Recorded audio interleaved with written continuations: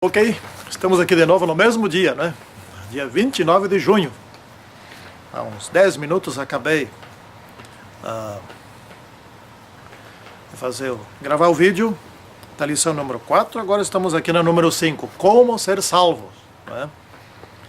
Então vamos fazer a nossa oração. Santíssimo e grande Deus, por favor, continue conosco.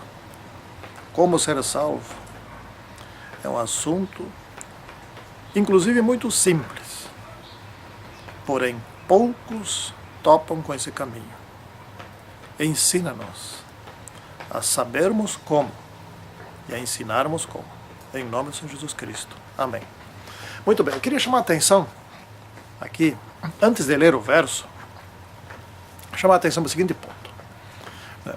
Existe um detalhezinho, bem pequenininho, coisa de nada, para nós nos perdermos, e existe outro detalhezinho, coisa de nada, pequenininho, para nós nos salvarmos, certo?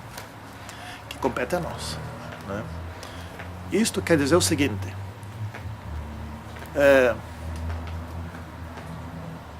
para nós nos perdermos, basta que aceitemos um pensamento, que esse pensamento, que nós deixemos que esse pensamento fique em nós.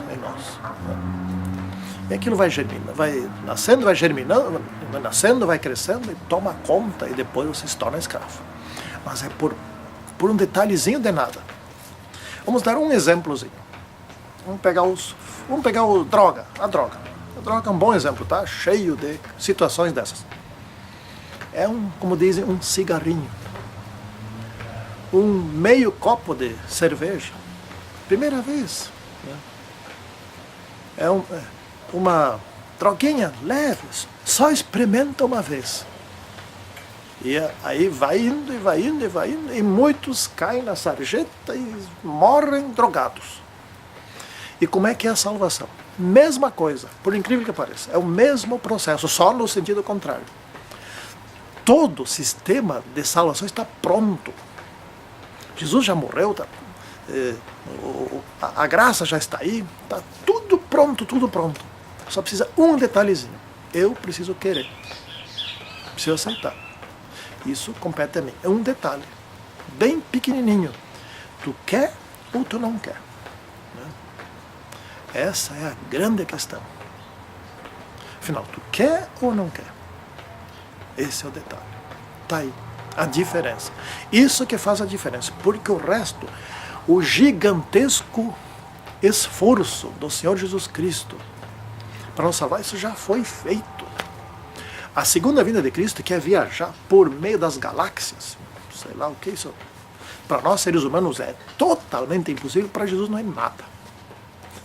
Para ele é o normal, não é? Essa que é a questão. Então, nosso estudo hoje se baseia como ser salvos. Essas duas questões são importantíssimas. Por pouco a gente se perde, por pouco a gente se salva. No que compete a nós. Não no que depende de nós, no que compete a nós. Que eu posso não aceitar a salvação e pronto, serei perdido. Então aqui em João 3,14, né, e 15, diz assim: como Moisés levantou a serpente no deserto, assim importa que o Filho do Homem seja levantado, para que todo aquele que nele crê não pereça, mas tenha vida eterna. Que história é essa? Aqui tem muitos crentes, muitos cristãos inclusive, que acreditam que está aqui provado que nós podemos ter estátuas, ídolos, representações de santos, etc., a representação de Jesus Cristo, para ver a quem estamos adorando. Não é isso que está falando aqui. O que está falando aqui é o seguinte: vieram as serpentes rastejantes, venenosas, que picavam no calcanhar das pessoas, embaixo. A serpente nunca pula até na cabeça, até nos troncos, mesmo superiores, né? Ela vem por trás, geralmente, né? Pica e injeta um veneno mortal, e a pessoa morre em pouco tempo. Assim funciona a serpente, assim funciona Satanás. Ele é traiçoeiro, ele vem por trás, vem por baixo, vem escondido, né? Ele é venenoso, ou seja, ele é mentiroso, né? O veneno dele é o engano, a mentira. Não, vai ser bom, vai ser muito bom, experimenta só uma vez, vai ser excelente, etc. e tal. Fruto proibido lá, Não, isso não morre nada. Vocês vão ver mais do que estão vendo hoje, vocês vão ver o mal também, vão entender o mal, né? Vocês agora só entendem do bem, mas vocês vão entender o contrário também. Deus não quer que vocês entendam isso. Não, vai ser muito bom, vocês nem fazem ideia, né? Então aí, mortais. Isso é assim, né? Bom, então, essa serpente, Satanás é uma serpente, né? Ele usa a serpente. Agora, por que o símbolo da serpente? Para viver. Mas veja bem, que ilustração mais inteligente que Deus usou. Bom, só podia ser Deus. Que ilustração mais inteligente. Veja só. Qual é essa outra serpente? Representa Jesus Cristo. Não é rastejante. Não está viva. É um símbolo em metal, bronze. Né? Está erguida no alto. Não é embaixo rastejante. Não, no alto. Não tem veneno. E basta olhar para ela. Não precisa ser picado por ela. Basta olhar para ela. Toda a ilustração voltada para Jesus Cristo. Jesus Cristo foi erguido no madeiro, na cruz, né? As pessoas bastam olhar para Cristo, basta aceitar Cristo, a sua oferta de perdão. Ele não é venenoso, ele é verdadeiro, né? E ele morreu por nós. Aquela serpente estava morta, de bronze, estava morta por eles, né? Então, simboliza tudo a Jesus Cristo. Então, se por uma serpente do mal você pode ser picado para a morte, por Jesus Cristo, você olhando, aceitando, você pode receber o dom da vida. Essa é a explicação, né? E eles viveram, eles foram salvos do veneno da morte. Bom, então qual é o processo da salvação, né? Então, em primeiro lugar, aqui na lição de domingo diz: reconheça sua necessidade. Ou seja, eu preciso, tipo um drogado ou um alcoólatra. O alcoólatra nunca sai do álcool, você diz: não, eu não tenho problema, quando eu quero, eu largo. Não. Você tem que reconhecer: eu estou com um problema, eu preciso de ajuda, eu não consigo, eu tenho que fazer alguma coisa, alguém tem que me ajudar, eu preciso me socorrer. Isso aqui é a primeira coisa. Então, o primeiro reconhecimento, aliás, a primeira coisa: eu sou pecador, eu preciso, eu sou dependente, né? Daí a história muda, né? Segunda questão, né? Quem faz isso é o Espírito Santo, que convence do pecado, mas você tem que aceitar aquilo que ele está te dizendo, né? Por meio de pregações, por meio de música, por meio de leituras, por meio de uma série de coisas, né? Muito bem. O segundo passo é o arrependimento, né? O arrependimento, ele compõe-se de três coisas. Primeiro, reconhecimento do pecado, ou seja, eu pequei tal coisa, ou seja, eu furtei, eu não podia ter feito isso, ou eu menti. Então, você tem que reconhecer que você fez isso ou aquilo, né? Então, isso quer dizer o seguinte: fiz isto, pequei, fiz isto, isso está errado, a lei condena isto, tá? Isso é arrependimento, faz parte do arrependimento. Segunda parte do arrependimento é: estou triste por causa do pecado, ou seja, tristeza pelo pecado, né? Em outras palavras, não devia ter feito. Isto prejudicou alguém, isto prejudicou a mim, prejudicou a natureza, prejudicou uma outra pessoa, ou seja, isto deu um mau testemunho, isso criou algum problema, né? A segunda parte do arrependimento. Terceira parte do arrependimento: desejo largar. Eu não quero fazer mais, eu quero largar isso, eu quero superar isso. Eu preciso que me ajude a superar, né? Ou seja, em outras palavras, não quero mais fazer tal coisa, quero me libertar disso. Isso, estamos no processo como é que diz aqui a lição? De como ser salvo, né? Do processo de salvação. Depois vem a parte de terça-feira, que fala aqui em crer em Jesus. Isso quer dizer ter fé, né? Acreditar em Jesus. Ou seja, como eu anotei aqui, eu confio inteiramente nele para me perdoar, salvar, transformar e dar a vida eterna. Eu confio, acredito. Não é só acreditar. Acreditar, por exemplo, é assim. Bom, Satanás crê e crê. Ele sabe que Deus existe, ele sabe que Deus é Deus, ele sabe que Jesus morreu por nós, ele tem conhecimento do plano de salvação, ele sabe tudo, mas não confia, não se entrega. Então, fé, crer em Jesus, é crer com fé, né? E fé é um dom de Deus. Crer não é um dom de Deus. O Satanás crê e Deus não deu esse dom para ele, né? Fé é um dom de Deus. Fé é crer com confiança, é crer com entrega. Confiança quer dizer: deixa que ele faça em mim aquilo que ele quer fazer. Eu confio que vai ser bom, né? Eu tenho certeza que ele fará um bom trabalho. e que eu vou gostar, né? E que vai ser um trabalho que trará um grande benefício, né? Então é assim que funciona. Eu preciso ter fé, crer em Jesus, andar então com Jesus, ser transformado, ser modificado em tudo aquilo que Ele quer. Esse que é o ponto central da coisa aqui. Então fé é essencial para se quisermos ser salvos, né?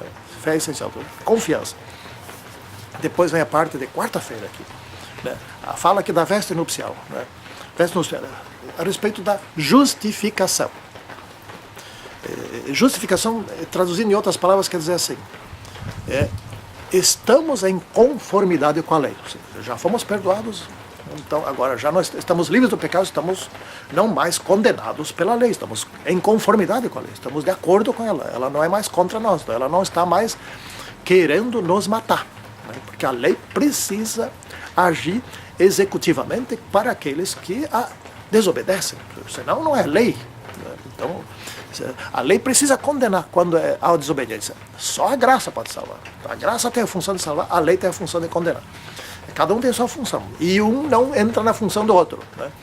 Repito, o que a graça faz, a lei não faz. E o que a lei faz, a graça não faz. A graça não condena, nunca condena. A graça perdoa quem quer perdão. E a lei nunca salva, nunca oferece salvação. Ela conduz para a graça, né? Então, a lei, vamos dizer que a lei fale, né? A lei diz assim, eu não posso te salvar, eu tenho que te condenar, mas se tu quiser ser salvo, vai lá na graça. Nós dois trabalhamos juntos, nós estamos de acordo, a graça te salva, eu só te mantenho salvo caso depois você for perdoado pela graça. Então você continua obedecendo, você não se perde mais. Ou se você se perdeu, vai lá na graça de novo, né? Então é assim. Então, a justificação, estamos de acordo com estamos em conformidade com a lei. Tem aqui uma ilustração muito interessante a respeito daquele casamento do rei, né? O rei chamou ali os pobres, as pessoas ricas, as pessoas capazes, inteligentes, bem-sucedidas na vida. Ninguém veio. Bom, finalmente lá foi chamar os pobres, os perambulantes, os que não têm nem casa, etc e tal, que vivem na beira do caminho, embaixo da ponte, etc e tal, lá, os pobrezinhos, né? E todos eles vieram, mas vieram com aquelas roupas de pobre, roupas de sujeira, etc e tal. Então tiveram que todos tomar banho, assim por diante, e o rei deu uma veste para cada um, veste nupcial. Estavam ali como se fossem os ricos, estavam dignos, né? Eles aceitaram as vestes, gostaram, aceitaram, etc. Que coisa boa. E dali em diante eles viveriam sempre com o rei, sob a tutela do rei. Puxa, que beleza, aceitaram a veste. Um não aceitou. Eu não vou trocar de roupa, eu vou ficar com a minha veste velha. Tu está fazendo aqui desse jeito. Isso, tu está numa atitude indigna. Tu já recebeu de graça, agora nem quer vestir tendo de graça? Não vou vestir. Quando o rei foi lá interrogar, ele ficou mudo, não sabia o que dizer. Sai daqui, você não é digno de ficar aqui. Você não aceitou de graça aquilo que eu te dei, então tu fica lá fora, lá com os outros, lá com os ricos, lá com o pessoal. Vai lá entender com eles. Por fim, seguir a Jesus, ou seja, manter-nos ao lado de Jesus, mão dada com Ele, fazer a sua vontade, aquilo que aprendemos dele, né? Seguir a Jesus, crescer na obediência e na santificação. Este é o processo de como a gente se salva. É difícil, sabe do que depende? De um pequeno ponto, eu quero, eu aceito. O resto foi feito, o resto é dom de Deus, o resto é presente de Deus, como naquele casamento, né? O rei deu, todo mundo aceitou, menos um que não quis, foi expulso. Então a diferença aqui é a seguinte: o dom de Deus, né, que faz a diferença. E eu serei salvo se eu quero, se eu não quero, eu não serei. Santíssimo Senhor Deus, fica conosco nesse processo de salvação, continua nos salvando, e que nós possamos sentir o desejo de estarmos com Cristo. Em nome do Senhor Jesus Cristo. Amém. Tchau. Está pingando aqui na minha filmadora.